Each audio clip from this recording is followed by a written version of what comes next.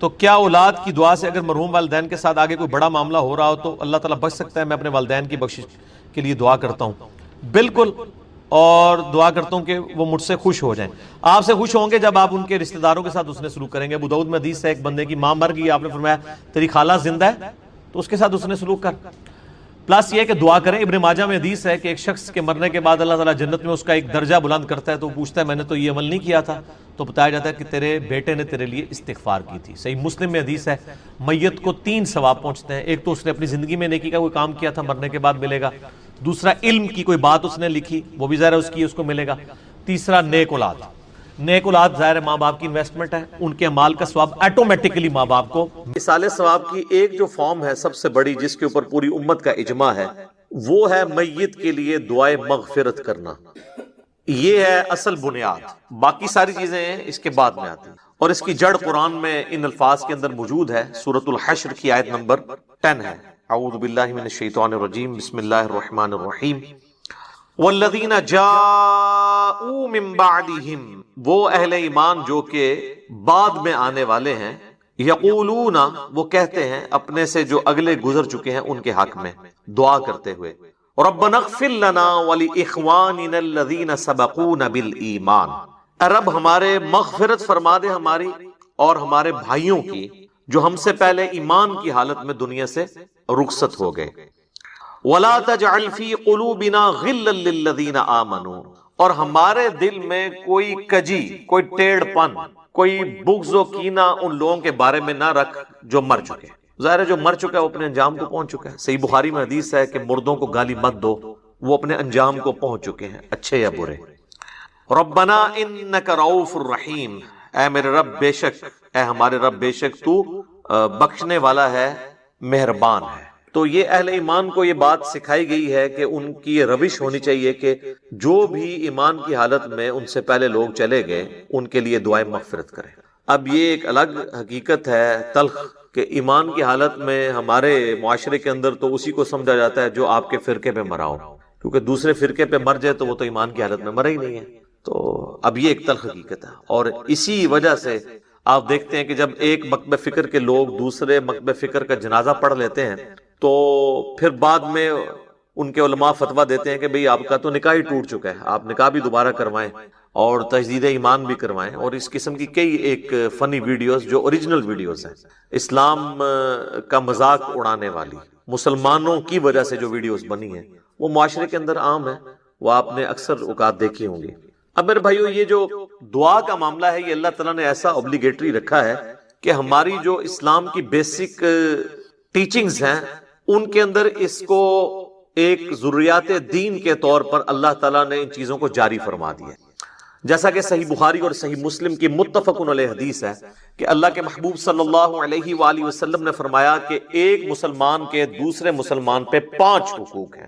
جب وہ اس سے ملے تو اسے سلام کرے، یہ پہلا حق ہے۔ دوسرا حق، جب وہ بیمار ہو جائے اس کی عیادت کرے۔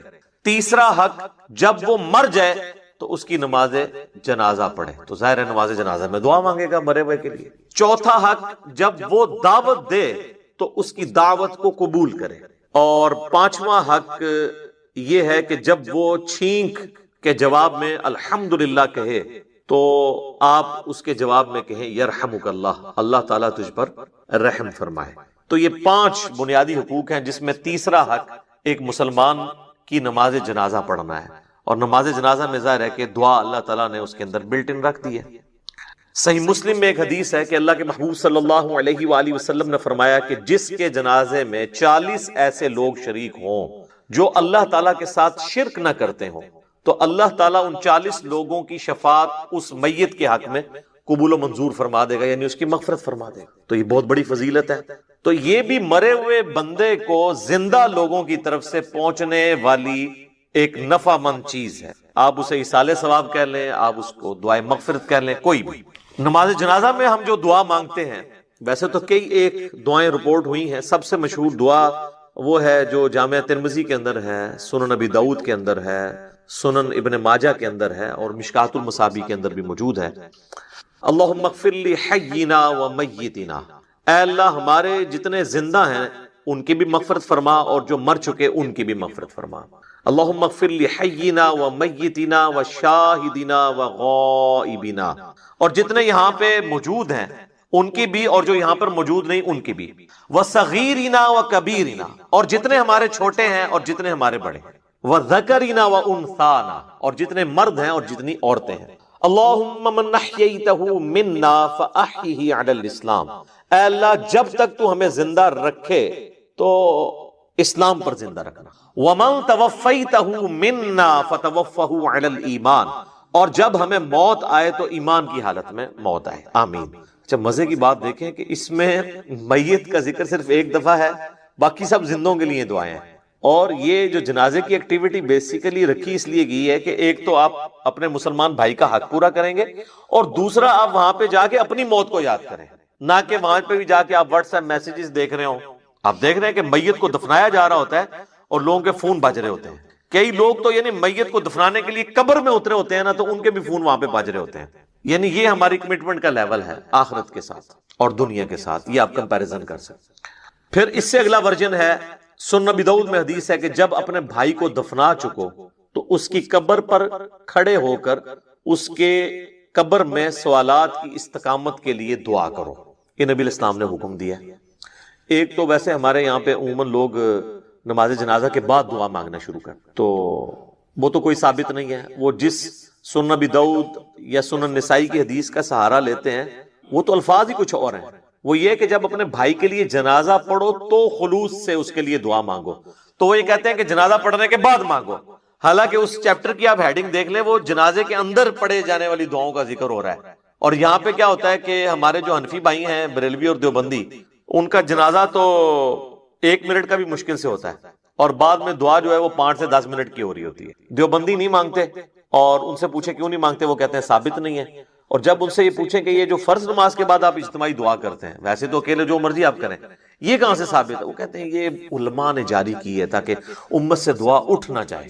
تو کیا صرف دیوبندی علماء کو یہ حق حاصل ہے کہ وہ دین میں چیزیں خود سے انجیکٹ کریں گے؟ بریلویوں کو کوئی حق حاصل نہیں ہے؟ حقیقتاً تو دونوں کو کوئی حق حاصل نہیں، یہ دونوں نے ہی دین کے اندر اپنی طرف سے چیزیں داخل کر دی۔ اصل دعا جو ہے وہ قبرستان میں دفنانے کے بعد آپ نے قبر کے اوپر کھڑے ہو کر کرنی ہے، دفنانے کے دوران بھی ہے، صحیح سند کے ساتھ، مشکات المصابیح کے اندر موجود ہے، کتب ستہ میں سے یہ ابو داؤد ہے، یہ ترمذی کے ریفرنس ہے کہ آپ نے دفناتے ہوئے یعنی 3 مٹھیاں کم از کم مٹی کی بھر کے ڈالنی ہے قبر کے اوپر، بسم اللہ وعلی ملت رسول اللہ، اللہ کے نام سے شروع کرتا ہوں اور رسول اللہ کی ملت کے اوپر، تو یہ آپ نے پڑھ کے اس کے اوپر ڈالنی ہے۔ پھر دفنانے کے بعد جب آپ نے دعا مانگنی ہے تو ظاہر ہاتھ اٹھا کے مانگنی ہے۔ یہ بعض لوگوں کو ایک مسئلہ ہو جاتا ہے کہ شاید قبر پہ اگر ہاتھ اٹھا کے دعا مانگی تو یہ کوئی شرک ہو جائے گا۔ شرک تو تب ہوگا جب آپ مردے سے مانگ رہے ہوں گے، آپ اللہ سے مانگ رہے ہیں۔ صحیح مسلم میں اوپر تلے کئی احادیث ہیں کہ نبی علیہ السلام نے بقیع غرقد قبرستان میں جا کر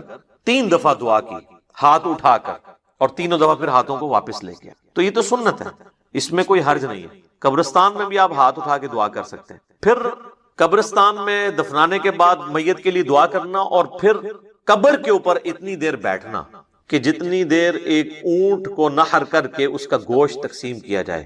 تو یہ صحیح مسلم کے اندر حضرت عمر ابن عاص کی وصیت ہے، انہوں نے اپنے بیٹے کو وصیت کی تھی کہ جب میں مر جاؤں میری قبر پہ اتنی دیر بیٹھے رہنا کہ جتنی دیر ایک اونٹ کو نحر کر کے اس کا گوشت تقسیم کیا جاتا ہے، یعنی 2 سے 2.5 گھنٹے، تاکہ میں اپنی قبر کے ساتھ مانوس ہوں، اور تاکہ میں یہ جان لوں کہ میں نے اپنے رب کے آئے ہوئے فرشتوں کو کیا جواب دینا ہے۔ اب وہ اس لفظ کو بھی لوگ پکڑتے ہیں، وہ کہتے ہیں جان لوں کا مطلب یہ ہے کہ وہ باہر سے کوئی آواز لگائے گا۔ تو اگر آواز ہی لگانی ہوتی تو حضرت عمرو ابن عاص اپنے بیٹوں کو کہہ دیتے کہ تم نے جو ہے نا میری قبر پہ کھڑے ہو کے اذان دے دینی ہے تاکہ مجھے پتہ چل جائے۔ یہاں پہ لوگ دیتے ہیں نا اذان، پوچھے کہاں لکھی ہے، وہ کہتے ہیں منع کہاں ہے۔ تو اس اعتبار سے تو آپ دین میں جو مرضی داخل کر لیں۔ وہ تو میرے بھائی جنازے کی بھی اذان منع تو کہیں پہ نہیں ہے، ہم کیوں نہیں دیتے کہ نبی علیہ السلام نے نہیں دی۔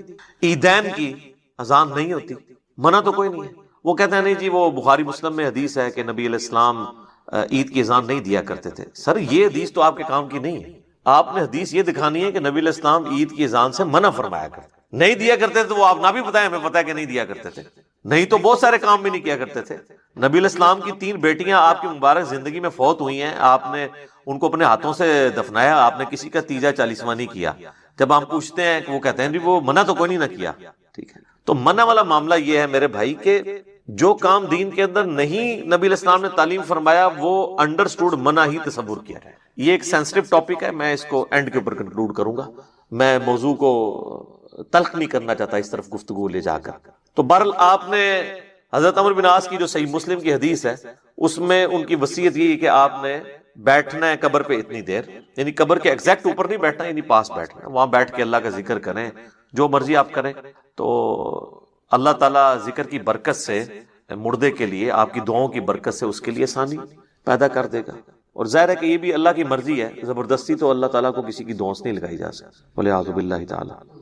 اللہم انی اعوذ بک من عذاب جہنم ومن عذاب القبر ومن فتنة المحیا والممات ومن شر فتنة المسیح الدجال.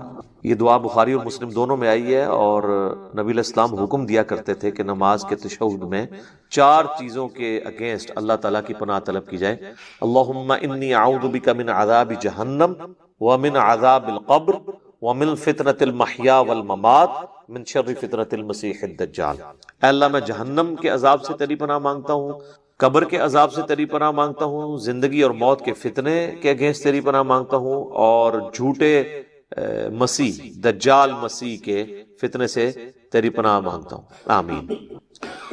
اچھا, دفنانے کے بعد اذان دینا بھی کوئی ثابت نہیں ہے, اور اس طریقے سے ہمارے دیوبند اور بریلوی حضرات جو ہے نا وہ میت کو دفنانے کے بعد نا سرہانے پہ کھڑے ہو کر نا سورۃ البقرہ کی شروع کی آیات تلاوت کرتے ہیں, اور پاؤں والی سائڈ پہ سورۃ البقرہ کی آخری آیات تلاوت کرتے ہیں. یہ روایت موجود ہے, لیکن یہ روایت جو ہے فیبریکیٹڈ روایت ہے. یہ روایت شعب الایمان امام بیہقی کی کتاب میں ہے, مشکات المصابیح کے اندر موجود ہے, لیکن اس کے اندر ایوب نام کا ایک متروک راوی ہے, یعنی جس سے حدیثیں لینا محدثین نے چھوڑ دی, ریجیکٹڈ پرسنالٹی. تو یہ یعنی مردود قسم کے راویوں سے روایت کی گئی روایت ہے, اس کی کوئی اصل نہیں ہے. اصل چیز وہی ہے جو میں نے بیان کر دی ابو داؤد سے, کہ آپ نے میت کے لیے دعا کرنی کہ اللہ تعالیٰ اسے قبر کے سوالات میں استقامت عطا فرما. اور قبر کے سوال جو ہیں وہ بخاری, مسلم, ابو داؤد, مسند احمد میں رپورٹ ہوئے ہیں. کچھ حصہ بخاری مسلم میں ہوا ہے, کچھ ابو داؤد میں, ترمذی میں, مسند احمد میں. پہلا سوال ہوگا مر ربو کا, تیرا رب کون ہے. دوسرا سوال ہوگا ما دینو کا, تیرا دین کیا ہے. تیسرا سوال ہوگا, ترمذی میں تو الفاظ ہیں من نبیو کا, تیرا نبی کون ہے. بخاری میں الفاظ ہیں ما کنت تقول فی حق ھذا الرجل, تو اس مرد کے بارے میں دنیا میں کیا کہا کرتا تھا, یا تو کیا کہے گا اس کے بارے میں. وہ کہتے ہیں جی نبی علیہ السلام کی شکل مبارک دکھائی جاتی ہے اور پوچھا جاتا ہے اس مرد کے بارے میں. تو یہ حاضر رجل, وہ کہتے ہیں حاضا کا مطلب تو ہے کہ وہاں پہ موجود ہوں گے. سر اگر حاضا کا مطلب وہاں پر موجود ہوں گے تو اس کے جواب میں یہ تو نہیں ہونا چاہیے ہوا محمد رسول اللہ, ہوا تو پھر جو ہے وہ تھرڈ پرسن کا صیغہ ہے, ہونا چاہیے حاضا محمد رسول اللہ. تو اس کا جو ایک طریق ہے مسند احمد اور سنن ابی داؤد میں, اس میں الفاظ ہیں اس مرد کے بارے میں تیرا کیا خیال ہے, الذی بعث فیکم, جس کو اللہ نے تم میں مبعوث کیا تھا نبی بنا کے. یہ نہیں کہ یہ جو قبر میں آپ کے سامنے آئے ہوئے ہیں یا کوئی قبر میں تصویر دکھائی جاتی ہے, یہ بالکل جھوٹی بات ہے. تو یہ 3 سوالات, اور ایک چوتھا سوال ہے جو میں نے ایکسپلور کیا تھا جس کی وجہ سے کافی ہنگامہ کھڑا ہوا کہ قبر میں 3 نہیں 4 سوال ہوں گے. وہ چوتھا سوال جو ہے وہ مؤمن کے لیے اور منافق کے لیے ڈیفرنٹ ہوتا ہے. وہ بخاری میں بھی ہے, سنن ابی داؤد کے اندر بھی. مؤمن جو ہے وہ تینوں سوالوں کے جواب دیتا ہے, تو فرشتے چوتھا سوال کرتے ہیں کہ تجھے کیسے پتا چلا, تو وہ کہتا ہے کہ میں نے اللہ کی کتاب پڑھی اور نبی علیہ السلام کے نبی ہونے کی تصدیق کی. تو اللہ کی کتاب اگر پڑھی نہیں ہوگی تو تصدیق کیسے کریں گے, یہ کتاب پڑھیں گے تو آپ تصدیق کریں گے. تو اور منافق کہتا ہے ہائی ہاتا لا ادری, ہائے افسوس مجھے کچھ پتا نہیں. تو فرشتے اس کو کہتے ہیں کہ تو نے خود پڑھ کر سیکھنے کی سمجھنے کی کوشش کیوں نہیں کی, یا کسی ایسے شخص سے پڑھنے کی کوشش کیوں نہیں کی جسے ان چیزوں کا پتا تھا. دونوں معنی درست ہیں. تو جب تک آپ خود اللہ کو سیریس نہیں لیں گے آپ سچائی تک پہنچ نہیں سکتے. تو اس لیے میں نے کہا تھا قبر میں 3 نہیں 4 سوال ہونے, اور چوتھا سوال جو ہے وہ تمام سوالات کی جان ہے. اگر زندگی میں پتا چل جائے تو پہلے 3 سوالوں کا جواب کے لیے تیار ہونا آپ کے لیے آسان ہو جائے گا, ادروائز تو مشکل ہو جائے گا. بہرحال ایک ضمناً یہ بات تھی. تو قبر پہ بھی آپ نے دعاؤں میں مردوں کو یاد رکھنا ہے. اس کے بعد عام حالت میں بھی آپ جب قبرستان جائیں گے تو آپ کو دعا سکھائی گئی ہے. صحیح مسلم میں الفاظ ہیں السلام علیکم اہل الدیار من المؤمنین والمسلمین وإنا ان شاء اللہ بکم للاحقون نسأل اللہ لنا ولکم العافیہ. تم پر سلامتی ہو اے مؤمنین اور مسلمین جو اس قبرستان کے اندر دفن ہو، خواہ مرد ہو یا عورت ہو. السلام علیکم اہل الدیار من المؤمنین والمسلمین وإنا ان شاء اللہ بکم للاحقون. اور اللہ نے چاہا تو ہم بھی انقریب تمہارے ساتھ آ کے ملنے والے ہیں، ظاہر ہم نے بھی مرنا ہے. اور پھر سات الفاظ ہیں کہ ہم تم سے تمہارے لیے اور اپنے لیے اللہ کے حضور عافیت کا سوال. نسأل اللہ لنا ولکم العافیہ، ہم اللہ سے سوال کرتے ہیں تمہارے لیے اور اپنے لیے عافیت کا. یہ دعا ہے. تھوڑے بہت الفاظ کے فرق کے ساتھ صحیح مسلم میں اور دعائیں بھی ہیں، بلکہ یہ سب سے آسان دعا، یاد رکھنی بھی آسان ہے. ایک دعا ہے جامع ترمذی کے اندر السلام علیکم یا اہل القبور، وہ روایت اصول محدثین پہ ضعیف ہے، اصل دعا یہی ہے. بلکہ صحیح مسلم میں ایک حدیث ہے، ہم عائشہ کہتی ہیں کہ نبی علیہ السلام ایک دفعہ میرے ساتھ بستر پہ لیٹے تھے، تو تھوڑی دیر بعد آپ نے یہ محسوس کیا کہ میں سو گئی ہوں، تو آپ علیہ السلام چپکے سے اپنے بستر سے نکلے اور بقیع غرقد مدینے کے قبرستان کی طرف چلے گئے. تو کہتی ہیں میں بھی نا جاسوسی کرنے کے لیے پیچھے کسی اور بیوی کے پاس نہ چلے گئے، میں بھی نکلی اور میں نے حضور علیہ السلام کو دیکھا کہ آپ بقیع قبرستان میں یوں ہاتھ اٹھا کے دعا کر رہے ہیں. 3 دفعہ آپ نے ہاتھ اٹھا کے دعا کی اور اپنے ہاتھوں کو واپس کیا. تو وہ کہتی ہیں میں جلدی جلدی بھاگتی بھی واپس آئی، آ کے بستر پہ لیٹ گئی، اور یہ یعنی میں نے ایکٹ کرنے کی کوشش کی کہ میں تو یہاں سے گئی نہیں تھی، لیکن سانس پھولا ہوا تھا، سانس تو نہیں کو روک سکتا. وہ بزرگ ہی ہیں جو 12 دن تک وضو روک کے رکھتے ہیں، تو چونکہ جھوٹ ہوتا ہے نا، تو کہتے ہیں کہ میرا سانس پھولا ہوا تھا. نبی علیہ السلام جب واپس آئے تو انہوں نے سیدہ عائشہ سے فرمایا کہ تم میرے پیچھے آئی تھی، اور اگر تم مجھے نہیں بتاؤ گی نا تو تمام غائب کا جاننے والا تو مجھے بتا ہی دے گا. علم غیب بھی کلیئر کر دیا حضور نے. آپ نے نہیں کہا کہ مجھے تو پتہ ہے، میں تو حاضر و ناظر ہوں، ان کا مجھے اللہ تو خبر دے دے گا. تو تم نے کیا گمان کیا اللہ اور اس کا رسول تمہارے ساتھ خیانت کریں گے، یعنی میں کسی اور بیوی کے پاس چلا گیا؟ تو ان کا یا رسول اللہ ایسا ہی تھا، میں آپ کے پیچھے آئی تھی. تو آپ نے فرمایا کہ اصل میں جب میں لیٹا تو جبرائیل علیہ السلام اللہ کی طرف سے میرے پاس آئے اور انہوں نے مجھے اللہ کا پیغام دیا کہ اللہ تعالیٰ آپ کو حکم دیتا ہے کہ آپ بقیع غرقد کے جو مدفن ہیں وہاں پہ لوگ، ان کے لیے جا کے دعائیں مغفرت کریں. اچھا، وہ دعائیں مغفرت تو آپ وہاں بھی بیٹھ کے کر سکتے تھے. اس سے یہ پتہ چلی کہ قبرستان جا کے دعائیں مغفرت کرنا یہ چیز پسندیدہ ہے اللہ تعالیٰ کو، اور پھر نبی علیہ السلام سے دعا کروانا یہ امت کی تعلیم کے لیے بھی تھا. تو نبی علیہ السلام نے وہاں پہ دعا کی، آپ کی دعا کی برکت کا حصہ ان لوگوں کو نصیب ہوا. تو اس سے یہ پتہ چلا کہ آپ قبرستان جا کے آپ ہاتھ اٹھا کے بھی دعا کریں گے، رات کے وقت بھی جا سکتے ہیں. اور صحیح مسلم میں الفاظ ہیں، ام عائشہ کہتی ہیں کہ نبی علیہ السلام اکثر بقیع غرقد قبرستان چلے جایا کرتے تھے دعا کرنے کے لیے قبرستان میں. تو یہ یعنی نبی صلی اللہ علیہ وآلہ وسلم کی سنت ہے. باقی ہاتھ اٹھا کے دعا کرنا فرض نماز کے بعد بھی اپنی انڈیویجول دعا کر سکتے ہیں، اس کے لیے تو کوئی ممانعت نہیں. ابو داؤد میں تو روایت کمزور ہے، لیکن المستدرک للحاکم میں صحیح سند سے ہے کہ تمہارا رب سخی ہے، کریم ہے، حیا فرماتا ہے ایسے شخص سے جو اس کے حضور ہاتھ اٹھا کے دعا کرتا ہے کہ اسے محروم لوٹائے. ہاتھ اٹھا کے دعا کرنا اللہ تعالیٰ کو بغیر ہاتھ اٹھائے دعا کرنے سے زیادہ محبوب ہے. اور دعا کے بعد چہرے پہ ہاتھ پھیرنا بھی سنت ہے، بلکہ امت یہ وہ سنت ہے جو واقعی سنت ہے، جو اجماع اور عملی تواتر سے ٹرانسفر ہوئی ہے. اور الادب المفرد امام بخاری کی کتاب کے اندر صحیح بخاری کی سند کے اوپر یہ حدیث موجود ہے کہ حضرت عبداللہ ابن زبیر اور حضرت عبداللہ ابن عمر یہ دعا کے بعد اپنے چہرے پر ہاتھ پھیرا کرتے تھے. نبی اسلام کے حوالے سے بھی ملتا ہے، ابو داؤد میں روایت کمزور ہے، اس لیے شیخ زبیر علی صاحب نے مشکات کے فٹ نوٹ پہ اس روایت کے اوپر ضعیف کا حکم لگا کے ساتھ الادب المفرد کی روایت لکھ دی ہے کہ یہ روایت درست ہے. ویسے بھی امت کا اجماع ہے، اس کے لیے حدیثوں کی تو ہمیں حاجت نہیں ہے. امت کا اجماع اور عملی تواتر سنت سے چہرے پہ ہاتھ پھیرنے کو ٹرانسفر کر رہی ہے. لہذا چند ایک علماء عرب کا اسے بدعت کہنا ان کے یعنی کم علمی کی نشانی ہے اور ایک تنگ نظری کی نشانی ہے. اوورال یہاں پہ بھی جو اہل حدیث ہیں وہ چہرے پہ ہاتھ پھیرنے کے قائل ہیں. میں ضمناً ساتھ چھوٹے چھوٹے مسائل بتا دیتا ہوں تاکہ آسانی ہو جائے. تو آپ نے چہرے پہ ہاتھ بھی پھیرنے ہیں. اس طریقے سے صحیح مسلم میں حدیث ہے کہ نبی علیہ السلام اپنی والدہ کی قبر پر گئے. آلموسٹ آپ سمجھ لیں اپنے والدہ کی وفات کے 50 سال کے بعد، کیونکہ یہ فتح مکہ کے بعد کی بات ہے، تو 50 سال تقریباً گزر چکے تھے. اور آپ علیہ السلام قبر پہ گئے اور آپ روئے، اور آپ کو دیکھ کے آپ کے ساتھی بھی اصحاب بھی روئے. اور پھر آپ علیہ السلام نے فرمایا میں تمہیں قبروں پہ جانے سے منع کیا کرتا تھا. ظاہر نئی نئی قوم بت پرستی سے پھری تھی تو اس لیے نبی علیہ السلام احتیاط کرتے تھے. اب میں تمہیں حکم دیتا ہوں کہ قبروں پہ جایا کرو، کیونکہ یہ موت کو یاد دلاتی. لیکن یہ قبروں پہ جانا ہے، مزارات کے اوپر نہیں. مزارات پہ تو سیلفیاں ہوتی ہیں اور بہت کچھ ہوتا ہے جس کا دین سے کوئی تعلق نہیں. جہاں پہ اللہ اور اس کے محبوب صلی اللہ علیہ وآلہ وسلم کی نافرمانی کے کام ہوتے ہو نا، وہاں پہ آپ نے جانا بھی نہیں. سنن نبی داؤد میں حدیث ہے کہ ایک صحابی نے کہا کہ میں نے منت مانی ہے کہ میں اونٹ قربان کروں گا مقام بوانا پہ جا کے. بعض روایتوں میں ہے کہ 100 اونٹ.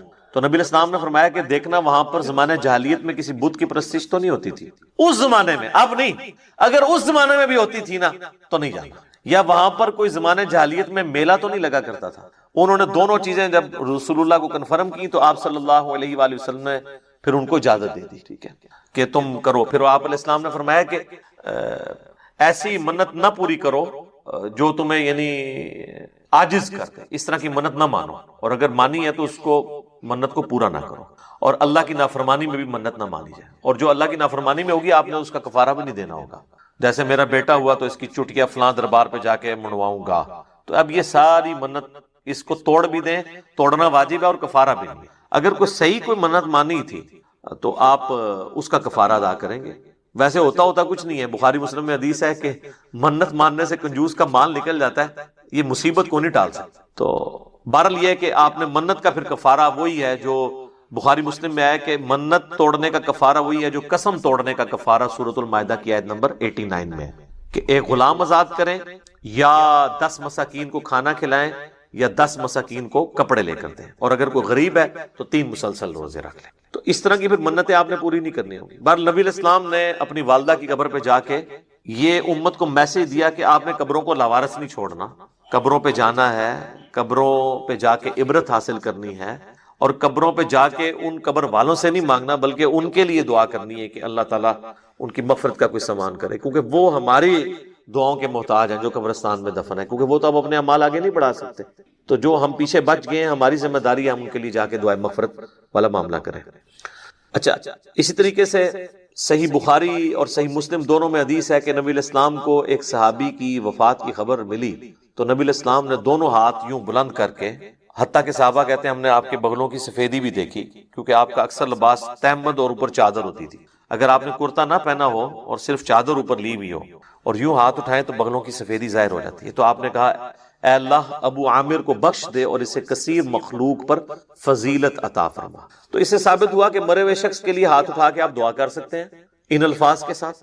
اور ایک اور حدیث ہے صحیح مسلم کے اندر، ام سلمہ کہتی ہے کہ جب میرے خامن فوت ہوئے ابو سلمہ تو نبی علیہ السلام ہمارے گھر تشریف لائے تو آپ صلی اللہ علیہ وآلہ وسلم نے ہمیں صبر کی تلقین کی، اور آپ علیہ السلام نے پھر ابو سلمہ کے لیے دعا کی کہ اے اللہ اسے بخش دے اور اسے اپنے ہدایت یافتہ لوگوں میں بلند درجہ عطا فرما، اور اے اللہ اس کے جو پیچھے لوگ بچ گئے ان پہ تو خلیفہ ہو جا، یعنی اس کی کمپنسیشن تو فرما دے، اور اے اللہ اس کی قبر کو نور سے تو بھر دے. یہ آپ صلی اللہ علیہ وآلہ وسلم نے ان کے لیے دعا کی، اور اس میں یہ بھی الفاظ ہیں کہ قبر کو گشادہ کر دے اور نور سے بھر دے. یہ تعزیت کی دعائیں ہیں جو آپ کر سکتے. باقی قبرستان جا کے آپ جنازہ اگر آپ کا رہ گیا تو آپ قبرستان جا کے قبر پہ کھڑے ہو کے بھی جنازہ پڑھ سکتے ہیں. بخاری مسلم دونوں میں حدیث ہے کہ ایک بوڑھی عورت جو مسجد نبوی کی صفائی کیا کرتی تھی، جب وہ فوت ہو گئی تو صحابہ نے رسول اللہ کو نہیں بتایا اور راتوں رات جنازہ پڑھ کے دفنا دیا.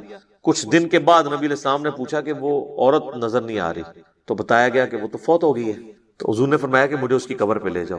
تو اب حضور علیہ السلام کو کسی صحابی نے یہ نہیں کہا کہ یا رسول اللہ آپ تو ہر مومن کی قبر میں جاتے ہیں، تو 3 دن پہلے تو آپ تشریف لے گئے ہوں گے، آپ کو تو پتہ ہی ہوگا کہ یہ مر چکی ہے. اس زمانے میں یہ عقیدے نہیں ہوا کرتے تھے، نہ کسی کے دماغ میں ہوتا تھا. تو رسول اللہ صلی اللہ علیہ وسلم کو وہ قبر پہ لے گئے تو آپ علیہ السلام نے جا کے وہاں پہ قبرستان میں اس کی قبر پہ کھڑے ہو کر جنازہ پڑھا. یہ غائبانہ نماز جنازہ نہیں ہوتا کیونکہ اس میں تو قبر سامنے ہوتی ہے، اور اس کا طریقہ یہ ہوتا ہے کہ آپ نے قبر کی ایسی سائڈ پہ کھڑے ہونا ہے کہ آپ کا قبلہ کی طرف رخ ہو اور قبر آپ کے سامنے ہو.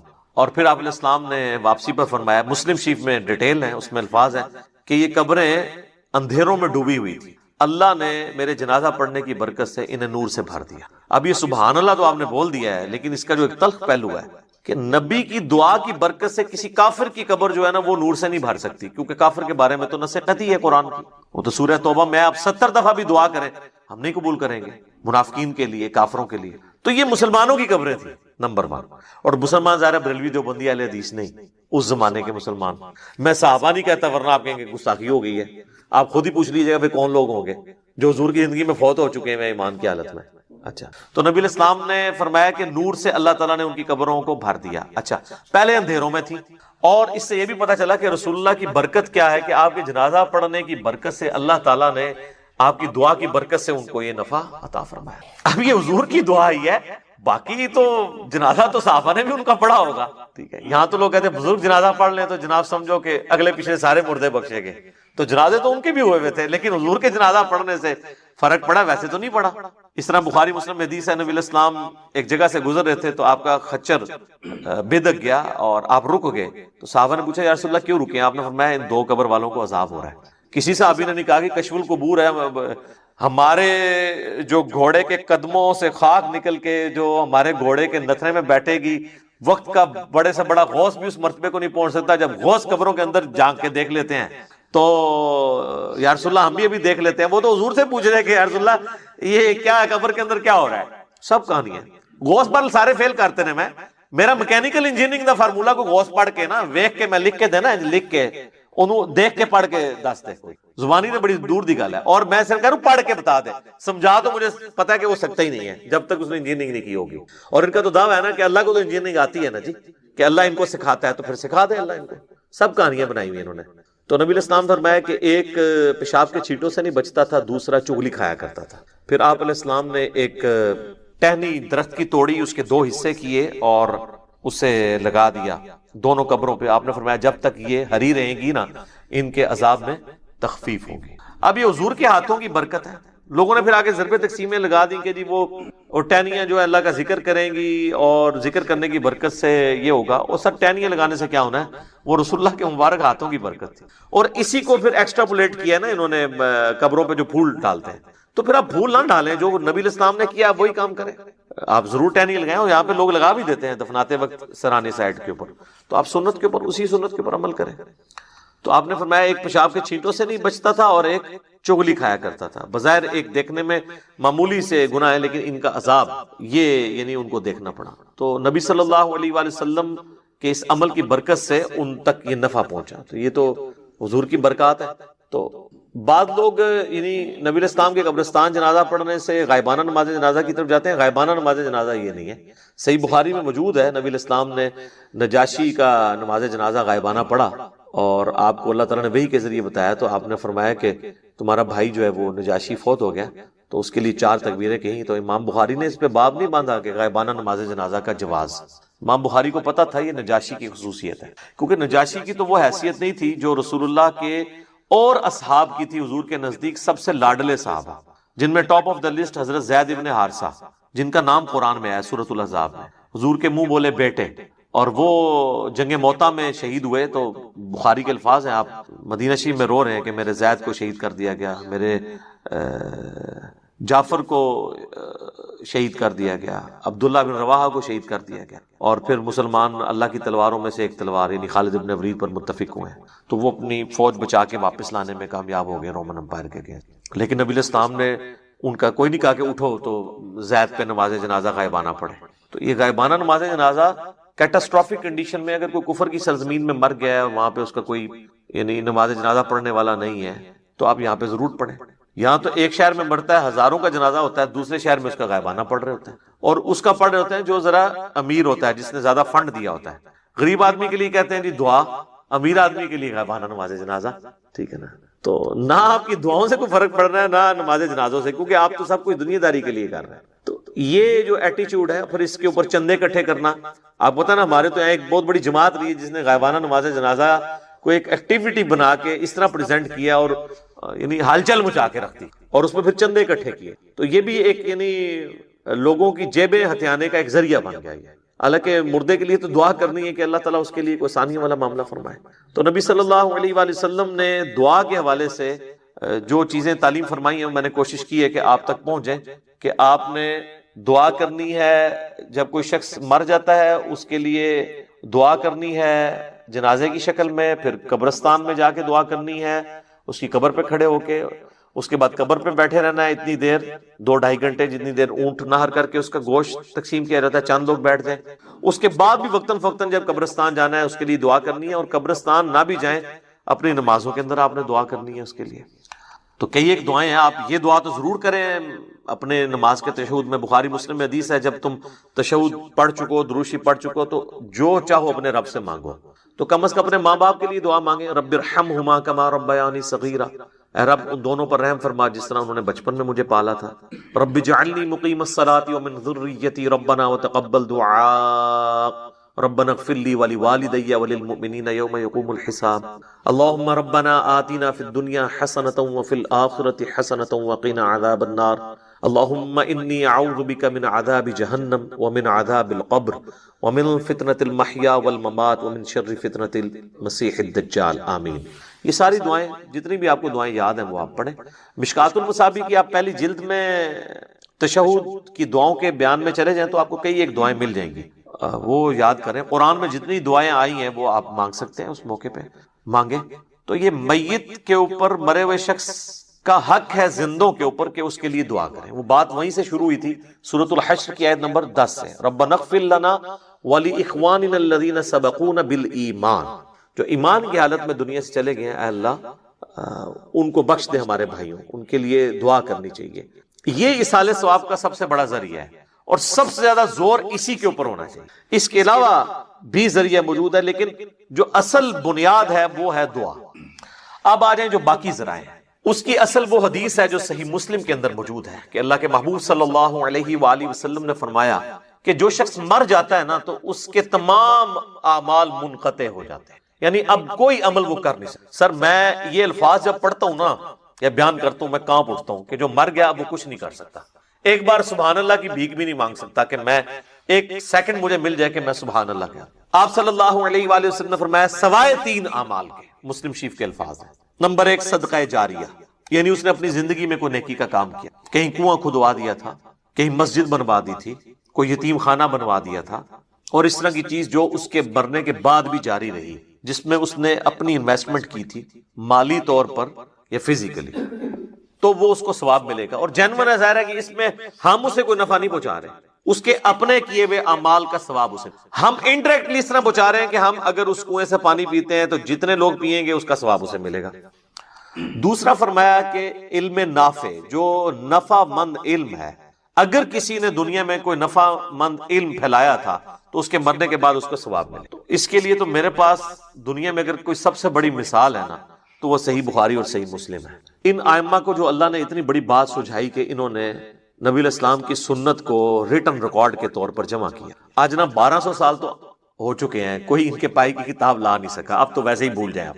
وہ حدیث کا بھی جو پیریڈ تھا وہ پہلے 500-600 سال کا تھا، اس کے بعد تو سب کے سب جو ہے نا وہ ناقل ہی ہیں پرانے بزرگوں کے. محدثین جو اپنی اسناد سے حدیثیں پہنچاتے تھے وہ تو اب فوت ہو چکے، کیونکہ اب تو سند ہی بہت لمبی ہو گئی ہے. 1000 سال کی سند کون یاد رکھے؟ یہ تو پہلے 300 سال میں کتابیں لکھی لی. آج بھی بخاری مسلم کو پڑھ کے جو بندہ نماز کا طریقہ سیکھ رہا ہے اور نماز سنت کے طریقے پہ پڑھ رہا ہے، امام بخاری امام مسلم کو ایک ایک چیز کا ثواب آٹومیٹکلی پہنچ رہا ہے. سر میں کہتا ہوں نہیں کیلکولیٹر فیل ہو جائیں جو امام بخاری امام مسلم کے نامہ اعمال میں وہ ہر سیکنڈ میں جو ثواب جا رہا ہے جس لیول کا، پھر جتنی نمازیں ہم پڑھ رہے ہیں. اور سر اس سے اوپر چلے جائیں، ہماری ہر نیکی، ہر مسلمان کی نیکی کا ثواب محمد رسول اللہ صلی اللہ علیہ وآلہ وسلم کے لیے. اور یہ دیکھیں اللہ تعالیٰ نے اس کا ذکر بھی سورہ قلم میں فرمایا ہے، پارہ نمبر 29 میں جو دوسری سورت ہے اس میں الفاظ موجود ہیں. اعوذ باللہ من الشیطان الرجیم، بسم اللہ الرحمن الرحیم، نون والقلم وما یسطرون ما انت بنعمت ربک بمجنون وان لک لاجرا غیر ممنون. اور اے محبوب صلی اللہ علیہ وآلہ وسلم، بے شک آپ کے لیے ایسا اجر ہے جو کبھی ختم ہونے والا نہیں، یعنی وہ ٹوٹے گا نہیں. وہ ایک سمجھ لیں ایک فشن ریئیکشن کی طرح چلتا جا رہا ہے، ملٹی پلائی ہوتا جا رہا ہے. تو جس نے یعنی نافع علم لوگوں کو سکھایا تو ظاہر ہے یہ بھی اس کا اپنا عمل ہے. یہ ہماری طرف سے ڈائریکٹلی کوئی نفع نہیں ہے، ہاں انڈائریکٹلی ضرور ہے. اور تیسرا فرمایا کہ نیک اولاد جو اس کے لیے دعا کرتی. ویسے دعا تو کوئی بھی کر سکتا ہے، میں نے کتنی حدیثیں اور سورۃ الحشر کی آیت نمبر 10 کی روح سے بتایا کہ آپ دعا کریں گے، لیکن اولاد کے لیے اس لیے کہا گیا کہ اولاد کی دعا کمٹمنٹ کے ساتھ ہے. جو جس در سے وہ دعا کرے گی، مولوی تو پیسے لے کے اتنے در سے دعا نہیں کر سکتا. اور دوسرا، اولاد کے ہر نیک عمل کا ثواب آٹومیٹکلی ماں باپ کو ملتا ہے، چاہے وہ زندہ ہو چاہے وہ مر چکے ہوں. اس کی وجہ یہ ہے کہ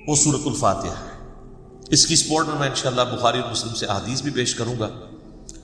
قرآن حکیم میں اللہ تعالیٰ نے سورہ الحجر پارہ نمبر 14 میں آیت نمبر 87، اعوذ باللہ من الشیطان الرجیم، بسم اللہ الرحمن الرحیم، وَلَقَدْ آتَيْنَاكَ سَبْعًا مِّنَ الْمَثَانِي وَالْقُرْآنَ الْعَظِيمِ، اور بے شک اے محبوب صلی اللہ علیہ وآلہ وسلم ہم نے آپ کو عطا فرمائی 7 آیات ایسی جو بار بار پڑھی جاتی ہیں اور قرآن عظیم ہے، یعنی پورے قرآن کا ذکر الگ سے اور ان 7 آیات کا ذکر الگ سے۔ سورۃ الحجر آیت نمبر 87، اور ظاہر ہے وہ بار بار دہرائی جاتی ہے۔ دنیا کا کوئی بھی مسلمان ہو، اس کا تعلق کسی بھی مکتبہ فکر کے ساتھ ہو، کم از کم 5 نمازوں کی فرض رکعتوں میں 17 دفعہ تو سورۃ الفاتحہ وہ پڑھتا ہے، سنتیں اور نوافل اور وتر اس کے علاوہ۔ کوئی بھی نماز ایسی نہیں ہے جس میں سورۃ الفاتحہ ریپیٹ نہ ہوتی۔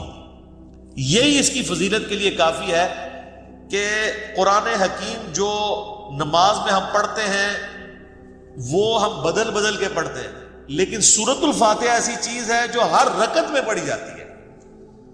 حتیٰ کہ صحیح بخاری اور صحیح مسلم کی متفق علیہ حدیث ہے کہ اللہ کے محبوب صلی اللہ علیہ وآلہ وسلم نے فرمایا، لا صلاۃ لمن لم یقرأ بفاتحۃ الکتاب، جو نماز میں سورہ فاتحہ نہیں پڑھتا اس کی نماز ہی نہیں ہوتی۔ یہ اتنی اوبلیگیٹری چیز ہے۔ یہ بات بھی اس کی فضیلت کے لیے کافی ہے کہ یہ قرآن حکیم کی نمبر 1 سورت ہے، اپنی ترتیب میں بھی مصحف کی اور اپنے فضائل کے اعتبار سے بھی۔ قرآن حکیم کی یہ سب سے عظمت والی سورت ہے۔ اس کی سپورٹ میں صحیح بخاری میں ایک بڑی مشہور حدیث ہے کہ سیدنا ابو سعید ابن معلہ رضی اللہ تعالیٰ عنہ کہتے ہیں کہ میں ایک دفعہ مسجد نبوی میں نماز پڑھ رہا تھا تو اللہ کے محبوب صلی اللہ علیہ وآلہ وسلم نے مجھے آواز دی، تو میں چونکہ نماز میں مشغول تھا میں نے جانے میں تاخیر کر دی۔ تھوڑی دیر بعد میں پہنچا تو آپ صلی اللہ علیہ وآلہ وسلم نے فرمایا کہ میں نے تمہیں آواز دی تھی، تم کیوں نہیں آئے؟ تو انہوں نے کہا کہ میں نماز پڑھ رہا تھا۔ تو آپ صلی اللہ علیہ وآلہ وسلم نے فرمایا، کیا تم نے اللہ کا یہ حکم نہیں سنا؟ سورۃ الانفال کی آیت آپ نے پڑھی، استجیبوا للہ والرسول اذا دعاکم، جب اللہ اور اس کا رسول تمہیں پکاریں فوراً ان کی آواز پہ لبیک کہو۔ اس کائنات میں ایک ہی ہستی ایسی ہے مخلوقات میں کہ جو اگر عین نماز کی حالت میں بھی کسی کو بلائیں تو نماز توڑ کر نہیں، نماز چھوڑ کر اسی حالت میں ان کی خدمت میں حاضر ہونا یہ فرض ہے، سورۃ الانفال کی اس آیت کے تحت اور بخاری کی اس حدیث کے تحت۔ اور وہ امام اعظم محمد رسول اللہ صلی اللہ علیہ وآلہ وسلم کی مبارک ذات ہے۔ نماز توڑ کر نہیں، کیونکہ نبی علیہ السلام کی طرف جانا اللہ کے ایک حکم سے دوسرے حکم کی طرف جانا ہے۔ وہ جہاں پہ نماز اس نے چھوڑی ہوگی، اگر 1 رکعت پڑھی ہے، 2 پڑھی ہے، 3 پڑھی ہے، تو آ کر وہیں سے اپنی نماز شروع کرے گا، اس کی نماز ٹوٹے گی نہیں۔ اس پہ اجماع امت ہے۔ بہرحال یہ جو ہمارے واعظین آئے دن کہانیاں کراتے رہتے ہیں کہ جی ماں آواز دے دے، باپ آواز دے دے، نماز توڑ دو، اس طرح کی کوئی حدیث نہیں ہے۔ البتہ یہ ضرور ہے کہ اگر زندگی موت کی کشمکش بن جائے، کوئی ایمرجنسی ہو جائے، تو آپ پھر نماز توڑ سکتے ہیں۔ لیکن نبی علیہ السلام کے کیس میں اگر بلایا جائے گا تو نماز توڑنی نہیں پڑے گی، بلکہ نماز وہیں پر چھوڑ کر آپ علیہ السلام کا حکم سننا پڑے گا۔ تو یہ آپ علیہ السلام نے ان کو تھوڑا سا یعنی ڈانٹ پلائی پیار محبت سے۔ پھر آپ نے اس صحابی کا ہاتھ اپنے ہاتھوں میں پکڑا اور پھر فرمایا کہ میں اس مسجد سے باہر نکلنے سے پہلے تمہیں قرآن حکیم کی سب سے عظیم سورت سکھاؤں گا۔ آپ علیہ السلام کی عادت تھی کہ آپ اگر کسی کو تھوڑا سا بھی سختی سے پیش آتے تھے تو پھر اس کے ساتھ دل جوئی بھی فرماتے تھے۔ اب ہاتھ پکڑے اور فرمایا کہ میں تمہیں نا ایک تحفہ دوں گا۔ وہ صحابی کہتے ہیں پھر تھوڑی دیر بعد جب ہم مسجد سے باہر نکلے تو مسجد سے نکلتے ہوئے میں نے نبی علیہ السلام سے کہا، یا رسول اللہ اپنا وعدہ پورا کریں، آپ نے مجھے کہا تھا کہ آپ مجھے قرآن کی سب سے عظمت والی سورت تعلیم فرمائیں گے. تو آپ علیہ السلام نے فرمایا کہ وہ سورت ہے الحمدللہ رب العالمین، یعنی سورۃ الفاتحہ. اور پھر آپ علیہ السلام نے ساتھ ہی یہ سورہ ہجر کی آیت نمبر 87 بھی پڑھی کہ یہ وہ جو قرآن حکیم میں آیا ہے وَلَقَدْ آتَيْنَاكَ سَبْعًا مِّنَ الْمَثَانِ وَالْقُرْآنِ الْعَظِيمِ، یہ ہے وہ سورت جو قرآن حکیم میں اللہ نے مجھے عطا کی، جو 7 آیات بار بار دہرائی جاتی ہیں. اور پھر آپ علیہ السلام کے بخاری میں الفاظ ہیں یہ ام الکتاب ہے، یہ قرآن کی ماں ہے، قرآن کی جڑ اس میں ہے، اسی سے پورے قرآن کا درخت نکل رہا ہے. فاتحہ بھی ہے، ام الکتاب بھی ہے، اور یہ وہ 7 آیات ہیں جو سورہ ہجر میں آئی ہیں. تو سورہ ہجر کی اس آیت کے کانٹیکسٹ میں کتاب التفسیر چیپٹر میں امام بخاری اس حدیث کو لے کر آئے. یہ حدیث کافی ہے اس کی فضیلت کے لیے. اچھا، یہ تو سورہ اعظم تھی نا قرآن کی. قرآن کی ایک آیت بھی ہے جو اعظم ہے، وہ صحیح مسلم میں حدیث ہے. ابی ابن کعب، جن کے بارے میں بخاری مسلم میں آتا ہے کہ 4 بندوں سے قرآن سیکھو، ان میں ایک عبداللہ ابن مسعود ہیں اور ایک ابی ابن کعب ہیں اور سیدنا سالم ہیں، یہ ان میں سے ایک ہے. تو ابی ابن کعب کہتے ہیں کہ نبی علیہ السلام نے مجھ سے ایک دن پوچھا کہ جانتے ہو کہ قرآن کی سب سے اعظم آیت کون سی ہے؟ تو انہوں نے کہا یا رسول اللہ صلی اللہ علیہ وآلہ وسلم، میرے اندازے کے مطابق قرآن حکیم کی سب سے عظیم آیت اللہ لا الہ الا هو الحی القیوم، آیت الکرسی، سورہ بقرہ کی آیت نمبر 255 ہے. تو آپ علیہ السلام نے اپنا ہاتھ ان کے سینے پہ مارا محبت کے ساتھ اور فرمایا ابو منذر، تمہیں یہ علم مبارک. یعنی نبی علیہ السلام نے ان کے علم کے اوپر ان کی تحسین فرمائی کہ تمہیں میرے بتائے بغیر تم نے صحیح اندازہ لگایا کہ قرآن حکیم کی سب سے اعظم سورت جو آیت ہے وہ آیت الکرسی. بخاری سے پتہ چلا کہ سب سے اعظم سورت سورۃ الفاتحہ ہے. مسلم شریف سے پتہ چلا سب سے اعظم آیت آیت الکرسی ہے. تو اس سے یہ بات بھی کلیئر ہوگی کہ جو لوگ کہتے ہیں نا وہ احادیث میں ہے سواد اعظم، وہ سب سے بڑا گروہ جو ہے اس کو پکڑ لینا، اور وہ سب سے بڑا گروہ ہر ملک میں ڈیفرنٹ ہوتا ہے. یعنی آپ بنگلہ دیش میں جائیں گے تو وہاں سب سے بڑا گروہ دیوبندی ہے، پاکستان میں سب سے بڑا گروہ بریلوی ہے، سعودیہ میں چلے جائیں گے اہل حدیث بڑا گروہ ہے، ایران میں چلے جائیں گے شیعہ بڑا گروہ ہے. تو وہاں اعظم سے مراد تعداد میں بڑا نہیں ہے، عظمت میں بڑا. ورنہ سورۃ الفاتحہ کی تو 7 آیات ہیں اور سورہ بقرہ کی 286، تو وہ ہونی چاہیے تھی سورہ اعظم. اور آیت الکرسی سے بھی لمبی ایک آیت جو ہے وہ آیت دین جو ہے سورہ بقرہ کے اندر موجود ہے. تو یہ عظمت کا ذکر. اچھا میرے بھائیو، صحیح مسلم میں ایک اور حدیث ہے. ابن عباس رضی اللہ تعالیٰ عنہما کہتے ہیں کہ نبی علیہ السلام کے پاس ایک دفعہ جبرائیل علیہ السلام بیٹھے ہوئے تھے. ہزار صحابہ نے نہیں دیکھا، آپ علیہ السلام نے بتایا. تو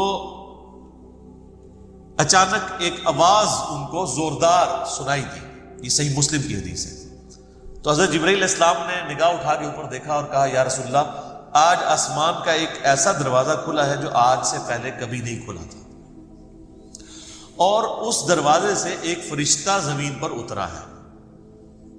اتنے میں وہ فرشتہ حاضر ہوا نبی علیہ السلام کی خدمت میں.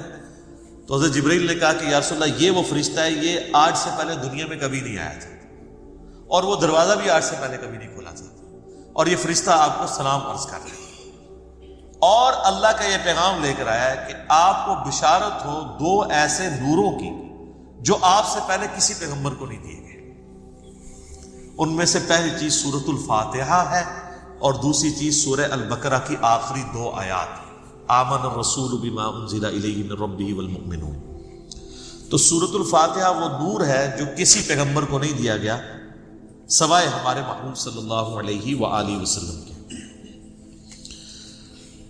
اچھا، صحیح بخاری کی جو میں نے حدیث بیان کی کہ سورہ اعظم ہے قرآن کی، اس کے تحت یہ بات تو بالکل کلیئر ہو گئی کہ نبی علیہ السلام نے سورۃ الفاتحہ کو جو تعلیم فرمایا اس کا آغاز کیا الحمدللہ رب العالمین سے.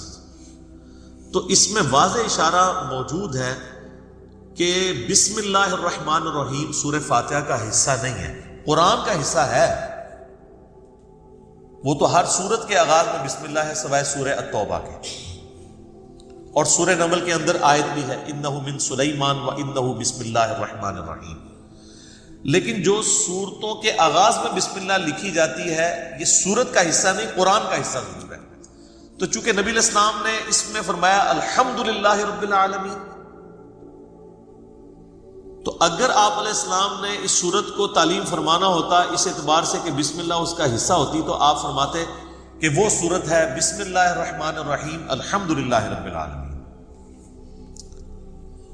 تو یہ اس بات کو تقویت دیتی ہے کہ بسم اللہ سورہ فاتحہ کا حصہ نہیں. لیکن نماز میں ہم پڑھتے ہیں، اس کے ساتھ پڑھیں گے، لیکن حصہ نہیں.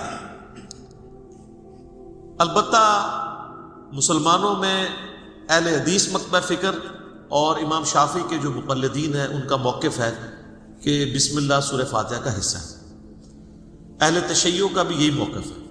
اسی لیے آپ اگر شیعہ کے چھپے ہوئے قرآن دیکھیں گے اور اہل حدیثوں کے، اب یہ میرے ہاتھ میں جو قرآن ہے یہ سعودیہ سے چھپا ہوا ہے، یہ اہل حدیث کا ہے.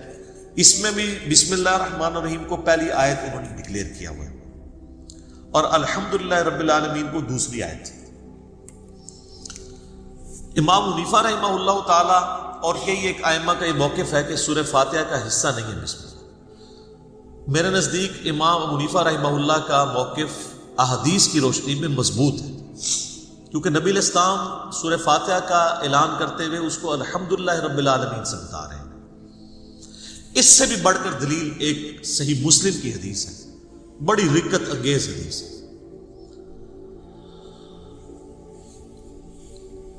اور وہ حدیث قدسی آپ نے اکثر سنی ہوگی. سیدنا ابو ہریرہ رضی اللہ تعالیٰ عنہ کہتے ہیں کہ اللہ کے محبوب صلی اللہ علیہ وآلہ وسلم نے فرمایا اس شخص کی نماز ناقص ہے ناقص ہے ناقص ہے جو سورہ فاتحہ نہیں پڑھتا نماز میں. تو کچھ تابعین نے عرض کیا کہ ابو ہریرہ جب ہم امام کے پیچھے ہوتے ہیں پھر ہم کیا کریں؟ تو انہوں نے کہا اقرا بہا فی نفسک، تم پھر اپنے جی میں آہستہ آہستہ پڑھ لیا کرو. وہ جز القراء امام بخاری کی کتاب میں آتا ہے کہ وہ آپ نے جب امام سکتے کرتا ہے ان سکتوں کے دوران پڑھنی ہے، امام کے ساتھ نہیں پڑھنی. اب یہ الگ سے ایک ٹاپک ہے، میں آج اس کو ڈسکس نہیں کروں گا. میرا یوٹیوب پہ کلپ ہے امام کے پیچھے فاتحہ اور اس کے ساتھ نیو لکھا ہوا ہے، اس میں نے موقف بیان کیا. اور پھر نبی علیہ السلام نے فرمایا حدیث قدسی، یعنی اللہ کا فرمان بزبان محمد رسول اللہ صلی اللہ علیہ وآلہ وسلم، کہ اللہ تعالیٰ فرماتا ہے قسمت الصلاۃ بینی و بین عبدی نصفین. اچھا یہ حدیث شیعہ کے ہاں بھی پائی جاتی ہے جو میں بیان کر رہا ہوں صحیح مسلم کی، اب کہ میں نے نماز اپنے اور اپنے بندے کے درمیان برابر تقسیم کر لی ہے، نصف میرے لیے ہے. بخاری مسلم میں حدیث ہے تم میں سے کوئی شخص اس وقت تک مؤمن ہی نہیں ہو سکتا جب تک کہ میں اسے اس کے ماں باپ اولاد سب لوگوں سے بڑھ کر عزیز نہ ہو جاؤں. اصالہ ثواب کے معاملے میں میرا بالکل کیٹاگوریکل ایک اوپینین ہے. لاکھوں لوگوں نے یوٹیوب پہ میری ویڈیو دیکھی ہے، مسئلہ نمبر 74. آپ اصالہ ثواب لکھیں یوٹیوب پہ، ٹاپ آف لسٹ میری وہ ویڈیو کھل جائے گی، اس میں میں نے ساری چیزیں بتائی ہیں.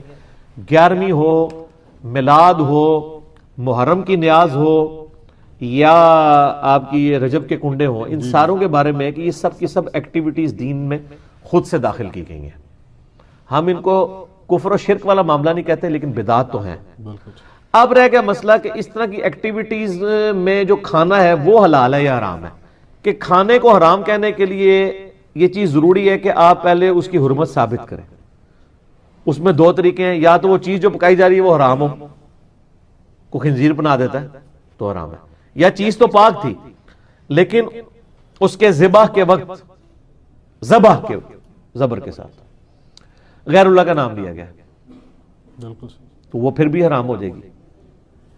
تیسرا مسئلہ ہے تقرب والا. تقرب میں اب دو طرح کے آپشن ہیں. ایک تقرب یہ ہے کہ کوئی شخص یہ کہتا ہے کہ میں فلاں بزرگ کے اصالے ثواب کے لیے کر رہا ہوں، حضرت حسین علیہ السلام کو ثواب پہنچ جائے، ایک میری طرف سے ہدیہ.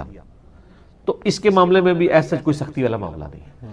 لیکن اگر کوئی تقرب یہ کر رہا ہے کہ یہ صالح ثواب ان کو پہنچے اور وہ میرے مشکل کشا ہے اور اس کے بدلے میں یہ میری مصیبت حل کر دیں گے, تو وہ تو نیاز کے بغیر ہی عقیدہ شرک کیا, نیاز تو سائڈ پہ رہ گئی, عقیدہ ہی غلط ہے.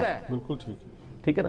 تو ہمارا تو موقف یہ ہے کہ ہمارے پاس کوئی اس طرح کی کھانے پینے کی چیز لے آتا ہے, ہم اس سے پہلے پوچھتے ہیں کس کے نام کی ہے. اگر وہ کہتا ہے اللہ کے نام کی ہے تو بسم اللہ پڑھ کے کھا لیں. اگر وہ کہتا ہے یہ فلاں بزرگ کی ہے تو اسے پوچھے یہ بزرگ کے نام سے مراد آپ کیا لے رہے ہیں, کیا ان کی رضا کی خاطر ہے, ان کے نام کا ذبیح ہے؟ تو سر یہ کوئی بھی نہیں آپ کو کہے گا, کوئی جاہل کہہ دے تو کہہ دے, وہ کہے گا نہیں نہیں اللہ کا نام دیا ثواب پہنچانا ہے انہوں نے. اچھا جی, پھر زیادہ وہم نکالنا ہے تو آپ پوچھ لیں کہ ثواب پہنچا کے کڈنا کہ جے وچوں جے تسی واقعی کھانا نہیں کھانا تے, جے کھانا کھانا تے ایتھے تک ہی سوال رکھو, زیادہ غلوف نہ کریں آپ کیونکہ غلوف کریں گے نا تو معاملات بگڑیں گے. اور یہ میں آپ کو اپنی طرف سے نہیں بتا رہا, صحیح بخاری میں سیدہ عائشہ نے نبی علیہ السلام سے پوچھا یا رسول اللہ علیہ وسلم یہ کچھ نیو مسلم ہے, ہمیں نہیں پتا انہوں نے ذبیحہ صحیح کیا یا نہیں کیا, تو یہ جب کوئی اس طرح کی گفٹ لے کے آتے ہیں ہم کیا کریں؟ آپ نے بسم اللہ پڑھ کے کھا لیا کرو. اللہ اکبر. اللہ آپ نے کہا کہ بلاؤ, آپ یہ بھی کہہ سکتے تھے حلف دلواؤ, یہ وہ وہم نکالا کہ مسلمان کا ذبیحہ ہے نا تو حسن ظن رکھو, زیادہ نٹی گریٹی میں نہ پڑھو. سبحان اللہ. ٹھیک ہے نا. مسلمان کا ذبیحہ ہے نا اس کے اوپر آپ کو وہم نہیں کرنا چاہیے اگر وہ مسلمان ہے. اب وہ اگلا مسئلہ شروع ہو جائے گا کہ وہ بریلوی ہے, دیوبندی ہے, اہل حدیث ہے, شیعہ ہے, یہ نئی کہانی کرنے کی ضرورت نہیں ہے. اہل کتاب کا ذبیحہ بھی حلال ہے. تو اگر آپ ایک دوسرے کو مسلمان ماننے کے لیے تیار نہیں, چلو اہل کتاب ہی مان لو. یہود و نصارہ کی عورتوں سے تو آپ کا نکاح جائز ہے سورۃ المائدہ کے پہلے رکوع کے تحت, اور اسی رکوع میں آتا ہے کہ اہل کتاب کا ذبیحہ بھی حلال ہے. کوشر فوڈ. جی ہاں, اگر وہ اللہ کے نام کے اوپر کیا ہو. تو اگر یہود و نصارہ کا اللہ کے نام کا ذبیحہ حلال ہے تو جو آپ کے اپنے اہل کتاب ہیں قرآن کے فائنل ٹیسٹمنٹ کے ماننے والے, وہ تو old testament new testament tempered form میں مان رہے ہیں, اور وہ اتنے ظالم ہیں کہ نبی علیہ السلام کو وہ دجال سمجھتے ہیں. نعوذ باللہ. ظاہر پیغمبر نہیں مان رہے, تو جب آپ کسی کو پیغمبر نہیں مان رہے, جس طرح ہم غلامت قادیانی کو پیغمبر نہیں مانتے تو کیا سمجھتے ہیں؟ دجال کے اس نے دجل کیا ہے, جھوٹ بولا ہے. اس کے باوجود اللہ تعالیٰ کہہ رہا ہے کہ ان کا ذبیحہ بھی حلال ہے. اور جو آپ کے نبی کے عاشق ہیں, جو محمد اور آل محمد کے لیے جان دینے کے لیے تیار ہیں, سر ان کے اوپر آپ کم از کم یہودیوں نے سٹیٹس تو ان کو دے دیں.